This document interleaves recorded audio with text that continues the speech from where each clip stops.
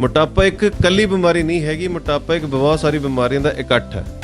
ਦੂਜੀ ਸਾਡੀ lack of exercise, ਕੰਮ ਕਰਨਾ ਘੱਟ ਕਰਤਾ, ਨੌਕਰ ਚਾਕਰ ਬਹੁਤ ਸਾਰੇ ਹੋ ਗਏ, ਹੱਥੀਂ ਕੰਮ ਕਰਨਾ ਨਹੀਂ, ਗਲਾਸ ਚੱਕ ਕੇ ਕੋਲੇ ਰੱਖ ਦਈਦਾ, ਉੱਥੇ ਹੀ ਪੈ ਜਾਈਦਾ, ਉੱਥੇ ਉੱਠ ਕੇ ਫਿਰ ਚਲੇ ਜਾਈਦਾ। ਇਹ ਕਰਦੇ ਕਰਦੇ ਸਾਡੀ ਬਾਡੀ 'ਚ ਬਹੁਤ ਸਾਰੇ ਵਿਕਾਰ ਪੈਦਾ ਹੋ ਜਾਂਦੇ ਆ, ਚਰਬੀ ਜਮ੍ਹਾਂ ਹੋਣੀ ਸ਼ੁਰੂ ਹੋ ਜਾਂਦੀ ਹੈ।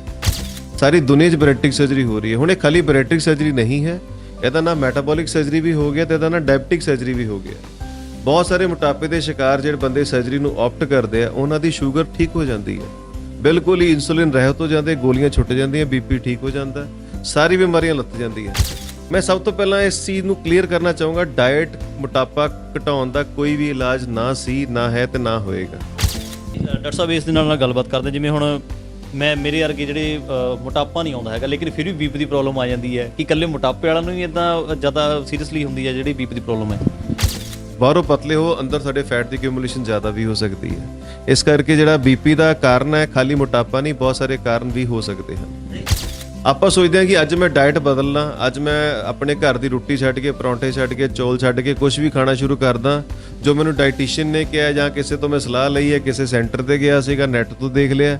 ਅੱਜ ਮੈਂ ਤਰ੍ਹਾਂ ਤਰ੍ਹਾਂ ਦਾ ਜੂਸ ਪੀਊਂਗਾ, ਅੱਡ ਅੱਡ ਤਰ੍ਹਾਂ ਦੇ ਫਰੂਟ ਖਾਊਂਗਾ, ਰੰਗ ਬਰੰਗੇ ਲਿਆਊਂਗਾ ਤੇ ਨਵੇਂ ਸਬਜ਼ੀਆਂ, ਨਵੇਂ ਜੂਸ।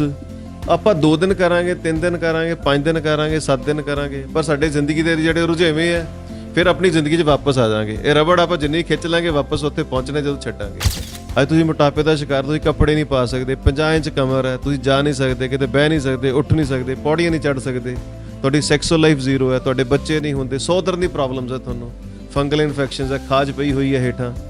ਇਹ ਸਾਰੀ ਬਿਮਾਰੀਆਂ ਦੇ ਅੰਤ ਹੋ ਸਕਦਾ ਹੈ ਇੱਕ ਸਰਜਰੀ ਦੇ ਨਾਲ, ਤੇ ਉਹ ਬੈਟਰ ਨਹੀਂਗਾ, ਉਹ ਸਸਤਾ ਨਹੀਂਗਾ।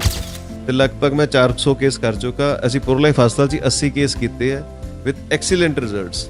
ਜੇ ਕਿਸੇ ਨੂੰ ਵੀ ਮੋਟਾਪੇ ਦੀ ਤਕਲੀਫ ਹੈ, ਪ੍ਰੋ ਲਾਈਫ ਹਸਪਤਾਲ 'ਚ ਆ ਕੇ ਸਾਨੂੰ ਕੰਟੈਕਟ ਕਰ ਸਕਦਾ ਹੈ। ਈਵਨ ਜਿਹੜੇ ਲੋਕਾਂ ਨੇ ਕਰਾਈ ਉਹਨਾਂ ਦਾ ਕੰਟੈਕਟ ਕਰਕੇ ਉਹਨਾਂ ਨੂੰ ਪੁੱਛ ਸਕਦਾ ਹੈ ਕੀ ਦਿੱਕਤਾਂ ਹੁੰਦੀਆਂ, ਉਹਨਾਂ ਦੀ ਜ਼ਿੰਦਗੀ 'ਚ ਕੀ ਬਦਲਾਅ ਆਏ ਹੈ। ਖਰਚਾ ਕੀ ਹੁੰਦਾ, ਵੀ ਖਰਚਾ ਹੋਊਗਾ ਕਿ ਨਹੀਂ ਹੋਊਗਾ? ਕਿਉਂਕਿ ਦਿਮਾਗ ਦੇ ਵਿੱਚ ਤਾਂ ਹੀ ਹੁੰਦਾ ਵੀ ਖਰਚਾ ਯਾਰ ਬਹੁਤ ਹੁੰਦਾ ਸਰਜਰੀ ਨੂੰ ਲੈ ਕੇ। ਖਰਚਾ ਬਿਲਕੁਲ ਹੋਊਗਾ ਜੀ, ਕਿਉਂ ਨਹੀਂ ਹੋਊਗਾ? ਖਰਚਾ ਹੋਏਗਾ। 2.5 ਲੱਖ ਰੁਪਏ ਮਿਨੀਮਮ ਲੱਗ ਜਾਂਦਾ ਇਹਦੇ, 2.5 ਤੋਂ ਪੌਣੇ 3 ਲੱਖ ਦਾ ਖਰਚਾ ਮੰਨ ਕੇ ਚੱਲੀਏ ਬੈਰੇਟਿਕ ਸਰਜਰੀ ਦਾ। ਸਤਿ ਸ਼੍ਰੀ ਅਕਾਲ ਜੀ, ਮੈਂ ਹਾਂ ਗੁਰਦੀਪ ਸਿੰਘ ਲੰਮੇ, ਤੁਸੀਂ ਦੇਖ ਲਓ ਲੁਧਿਆਣਾ ਟਾਈਮਜ਼। ਦੁਨੀਆ ਭਰ ਦੇ ਵਿੱਚ ਬਹੁਤ ਸਾਰੇ ਲੋਕ ਨੇ ਜੋ ਮੋਟਾਪੇ ਤੋਂ ਪਰੇਸ਼ਾਨ ਨੇ। ਮੋਟਾਪਾ ਲਗਾਤਾਰ ਵੱਧਦਾ ਹੀ ਜਾ ਰਿਹਾ, ਕੋਸ਼ਿਸ਼ ਕਰਦੇ ਨੇ ਮੋਟਾਪੇ ਨੂੰ ਘਟਾਉਣ ਦੀ, ਲੇਕਿਨ ਘਟਦਾ ਨਹੀਂ ਹੈ।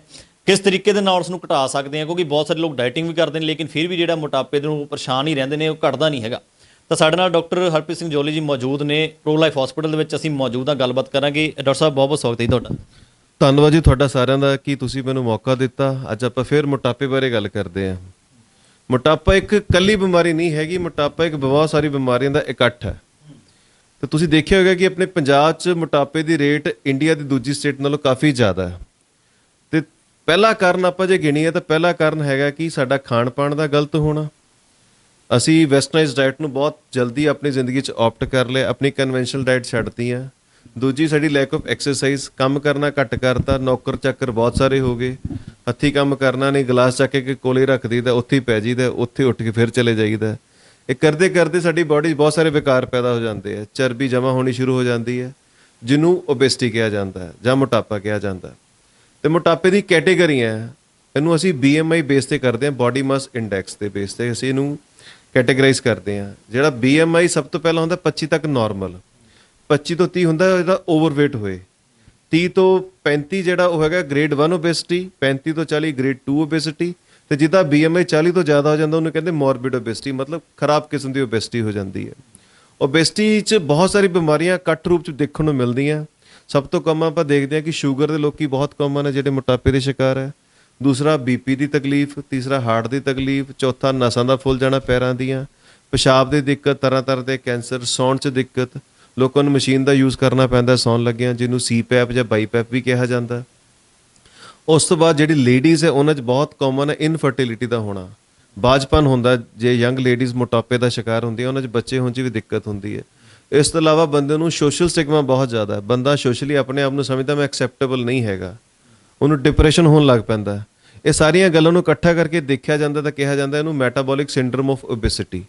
ਇਸ ਕਰਕੇ ਮੋਟਾਪਾ ਜਿਹੜਾ ਉਹਦਾ ਧਿਆਨ ਰੱਖਣ ਦੀ ਬਹੁਤ ਜ਼ਿਆਦਾ ਲੋੜ ਹੈ, ਕਿਉਂਕਿ ਜੇ ਆਪਾਂ ਮੋਟਾਪੇ ਦਾ ਧਿਆਨ ਨਹੀਂ ਰੱਖਾਂਗੇ ਅਸੀਂ ਸਾਰੀਆਂ ਬਿਮਾਰੀਆਂ ਦਾ ਸ਼ਿਕਾਰ ਹੋ ਸਕਦੇ ਹਾਂ। ਜੀ ਡਾਕਟਰ ਸਾਹਿਬ ਇਸ ਦੇ ਨਾਲ ਗੱਲਬਾਤ ਕਰਦੇ, ਜਿਵੇਂ ਹੁਣ ਮੈਂ ਮੇਰੇ ਵਰਗੇ ਜਿਹੜੇ ਮੋਟਾਪਾ ਨਹੀਂ ਆਉਂਦਾ ਹੈਗਾ ਲੇਕਿਨ ਫਿਰ ਵੀ ਬੀਪੀ ਦੀ ਪ੍ਰੋਬਲਮ ਆ ਜਾਂਦੀ ਹੈ ਕਿ ਇਕੱਲੇ ਮੋਟਾਪੇ ਵਾਲਿਆਂ ਨੂੰ ਹੀ ਇਦਾਂ ਜ਼ਿਆਦਾ ਸੀਰੀਅਸਲੀ ਹੁੰਦੀ ਹੈ ਜਿਹੜੀ ਬੀਪੀ ਦੀ ਪ੍ਰੋਬਲਮ ਹੈ? ਦੇਖੋ, ਬੀਪੀ ਦੀ ਕਾਰਨ ਮੋਟਾਪਾ ਇੱਕ ਕਾਰਨ ਹੈ, ਸਾਰੇ ਕਾਰਨ ਨਹੀਂ ਹੈ। ਦੂਜਾ ਕਾਰਨ ਜਿਹੜਾ ਤੁਹਾਨੂੰ, ਜੇ ਤੁਹਾਡੇ ਵਰਗੇ ਫਿੱਟ ਬੰਦੇ ਨੂੰ ਬੀਪੀ ਹੋ ਸਕਦਾ ਹੈ, ਇਹ ਤਾਂ ਦੂਸਰਾ ਕਾਰਨ ਹੋਏਗਾ। It can be stress, it can be familial, ਤੁਹਾਡੀ ਜੱਦੀ ਪੁਸ਼ਤੀ ਵੀ ਤੁਹਾਡੇ ਫੈਮਿਲੀ 'ਚ ਬੀਪੀ ਰਨ ਕਰਦਾ ਹੋ ਸਕਦਾ ਹੈ, ਤੇ ਕੁਝ ਜੈਨੇਟਿਕ ਮੇਕਅਪ ਤੁਹਾਡਾ ਇਦਾਂ ਦਾ ਹੋਏ, ਤੁਸੀਂ ਬਾਹਰੋਂ ਪਤਲੇ ਹੋ, ਅੰਦਰ ਤੁਹਾਡੇ ਫੈਟ ਦੀ ਐਕਿਊਮੂਲੇਸ਼ਨ ਜ਼ਿਆਦਾ ਵੀ ਹੋ ਸਕਦੀ ਹੈ। ਇਸ ਕਰਕੇ ਜਿਹੜਾ ਬੀਪੀ ਦਾ ਕਾਰਨ ਹੈ, ਖਾਲੀ ਮੋਟਾਪਾ ਨਹੀਂ, ਬਹੁਤ ਸਾਰੇ ਕਾਰਨ ਵੀ ਹੋ ਸਕਦੇ ਹਨ। ਡਾਈਟ ਨੂੰ ਲੈ ਕੇ ਕੀ ਕਹਿਣਾ ਚਾਹੋ, ਕਿਉਂਕਿ ਬਹੁਤ ਸਾਰੇ ਜਿਹੇ ਲੋਕ ਨੇ ਜੋ ਹੈਲਦੀ ਡਾਈਟ ਲੈਂਦੇ ਪਏ ਨੇ, ਫਰੂਟਸ ਵੀ ਖਾਂਦੇ ਨੇ, ਨਾਲ ਦੀ ਨਾਲ ਉਸ ਨੂੰ ਸ਼ਡਿਊਲ ਜੋ ਰੱਖਿਆ ਹੁੰਦਾ ਉਹਨਾਂ ਦਾ ਉਹ ਵੀ ਫੋਲੋ ਕਰਦੇ ਨੇ, ਪ੍ਰੋਪਰ ਤਰੀਕੇ ਦੇ ਨਾਲ ਡਾਈਟ ਲੈਂਦੇ ਪਏ ਨੇ, ਲੇਕਿਨ ਕੀ ਹੁੰਦਾ ਆ ਉਹਨਾਂ ਦਾ weight ਘਟ ਜਾਂਦਾ, ਮੋਟਾਪਾ ਨਹੀਂ ਘਟਦਾ, ਮੋਟਾਪਾ ਉਸੇ ਤਰੀਕੇ ਦੇ ਨਾਲ ਰਹਿ ਜਾਂਦਾ ਹੈ। ਇਹਦਾ ਕੀ ਇਲਾਜ ਹੈ ਫਿਰ? ਦੇਖੋ, ਇਹ ਜਿਹੜੀ ਹੁੰਦਾ ਨਾ, ਜਿਹੜੀ ਇਹ ਜਿੱਦਾਂ ਦੀ ਫੈਟ ਜਿਹੜੀ ਹੁੰਦੀ ਹੈ, ਇਹ ਬੜੀ ਇੱਕ ਸਟਿੰਜੈਂਟ ਫੈਟ ਹੈ ਜਿਹੜੀ ਸਾਡੀ ਹਟਦੀ ਨਹੀਂਗੀ। ਦੂਜਾ, ਤੁਸੀਂ ਗੱਲ ਕੀਤੀ ਡਾਈਟ ਦੀ, ਮੈਂ ਸਭ ਤੋਂ ਪਹਿਲਾਂ ਇਸ ਚੀਜ਼ ਨੂੰ ਕਲੀਅਰ ਕਰਨਾ ਚਾਹੂੰਗਾ, ਡਾਈਟ ਮੋਟਾਪਾ ਘਟਾਉਣ ਦਾ ਕੋਈ ਵੀ ਇਲਾਜ ਨਾ ਸੀ, ਨਾ ਹੈ ਤੇ ਨਾ ਹੋਏਗਾ। ਆਪਾਂ ਸੋਚਦੇ ਹਾਂ ਕਿ ਅੱਜ ਮੈਂ ਡਾਈਟ ਬਦਲਣਾ, ਅੱਜ ਮੈਂ ਆਪਣੇ ਘਰ ਦੀ ਰੋਟੀ ਛੱਡ ਕੇ, ਪਰੌਂਠੇ ਛੱਡ ਕੇ, ਚੌਲ ਛੱਡ ਕੇ ਕੁਝ ਵੀ ਖਾਣਾ ਸ਼ੁਰੂ ਕਰਦਾ ਜੋ ਮੈਨੂੰ ਡਾਈਟੀਸ਼ੀਅਨ ਨੇ ਕਿਹਾ ਜਾਂ ਕਿਸੇ ਤੋਂ ਮੈਂ ਸਲਾਹ ਲਈ ਹੈ, ਕਿਸੇ ਸੈਂਟਰ ਤੇ ਗਿਆ ਸੀਗਾ, ਨੈੱਟ ਤੋਂ ਦੇਖ ਲਿਆ। ਅੱਜ ਮੈਂ ਤਰ੍ਹਾਂ ਤਰ੍ਹਾਂ ਦਾ ਜੂਸ ਪੀਊਂਗਾ, ਅੱਡ ਤਰ੍ਹਾਂ ਦੇ ਫਰੂਟ ਖਾਊਂਗਾ, ਰੰਗ ਬਰੰਗੇ ਲਿਆਊਂਗਾ, ਤੇ ਨਵੇਂ ਸਬਜ਼ੀਆਂ, ਨਵੇਂ ਜੂਸ। ਆਪਾਂ 2 ਦਿਨ ਕਰਾਂਗੇ, 3 ਦਿਨ ਕਰਾਂਗੇ, 5 ਦਿਨ ਕਰਾਂਗੇ, 7 ਦਿਨ ਕਰਾਂਗੇ, ਪਰ ਸਾਡੇ ਜ਼ਿੰਦਗੀ ਦੇ ਜਿਹੜੇ ਰੁਝੇਵੇਂ ਹੈ, ਫਿਰ ਆਪਣੀ ਜ਼ਿੰਦਗੀ 'ਚ ਵਾਪਸ ਆ ਜਾਵਾਂਗੇ। ਇਹ ਰਬੜ ਆਪਾਂ ਜਿੰਨੀ ਖਿੱਚ ਲਾਂਗੇ, ਵਾਪਸ ਉੱਥੇ ਪਹੁੰਚਣਾ ਜਦੋਂ ਛੱਡਾਂਗੇ। ਇਸ ਕਰਕੇ ਜਿਹੜੀ ਮੋਟਾਪੇ ਦਾ ਇਲਾਜ ਹੈ, ਸਾਡੀ ਜਿਹੜੀ ਰੂਟੀਨ ਜ਼ਿੰਦਗੀ 'ਚ ਉਹਦੇ 'ਚ ਰਹਿ ਕੇ ਆਪਣੀ ਜ਼ਿੰਦਗੀ ਨੂੰ ਆਪਟੀਮਾਈਜ਼ ਕਰਨਾ। ਇਸ ਤੋਂ ਇਲਾਵਾ ਗੱਲ ਕਰੀਏ ਜੇ ਸਰਜਰੀ ਦੀ ਗੱਲ ਕਰਦੇ, ਬੈਰਿਆਟ੍ਰਿਕ ਸਰਜਰੀ ਦੀ ਗੱਲ ਕਰਦੇ ਹਾਂ ਆਪਾਂ, ਕੀ ਇਸ ਦੇ ਨਾਲ ਕੋਈ ਇਫੈਕਟ ਪੈਣ ਵਾਲਾ ਹੈ ਕਿ ਪੇਸ਼ੈਂਟ ਦੇ ਉੱਤੇ, ਕੀ ਇਸ ਦੇ ਨਾਲ ਕੋਈ ਮੋਟਾਪੇ ਨੂੰ ਲੈ ਕੇ? ਦੇਖੋ, ਬੈਰਿਆਟ੍ਰਿਕ ਸਰਜਰੀ ਮੋਟਾਪੇ ਵਾਸਤੇ ਇੱਕ ਵਰਦਾਨ ਹੈ। ਪਿਛਲੇ 20 ਸਾਲਾਂ 'ਚ ਬੈਰਿਆਟ੍ਰਿਕ ਸਰਜਰੀ ਤੇ ਇੰਨੀ ਜ਼ਿਆਦਾ ਰਿਸਰਚ ਹੋਈ ਹੈ ਤੇ ਬਹੁਤ ਜ਼ਿਆਦਾ ਪੋਜ਼ਿਟਿਵ ਰਿਜ਼ਲਟਸ ਮਿਲੇ ਹਨ। ਸਾਰੀ ਦੁਨੀਆ 'ਚ ਬੈਰਿਆਟ੍ਰਿਕ ਸਰਜਰੀ ਹੋ ਰਹੀ ਹੈ। ਹੁਣ ਇਹ ਖਾਲੀ ਬੈਰਿਆਟ੍ਰਿਕ ਸਰਜਰੀ ਨਹੀਂ ਹੈ, ਇਹਦਾ ਨਾਮ ਮੈਟਾਬੋਲਿਕ ਸਰਜਰੀ ਵੀ ਹੋ ਗਿਆ ਤੇ ਇਹਦਾ ਨਾਮ ਡਾਇਬਟਿਕ ਸਰਜਰੀ ਵੀ ਹੋ ਗਿਆ।